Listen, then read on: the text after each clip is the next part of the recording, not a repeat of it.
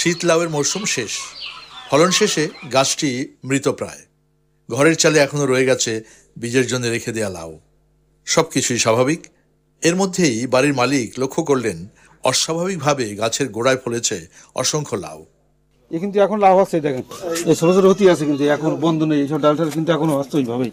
এই যে এখন হচ্ছে, এখন হচ্ছে ওইভাবে। গণেছেন কি কটা হয়েছে? 100-র উপরে। মূল গাছ তো এটাই, মূল গাছ ওইটা। বিচি কি বাজার থেকে কেনা ছিল না, বীজ কিনে চারা বানানো বাড়ি।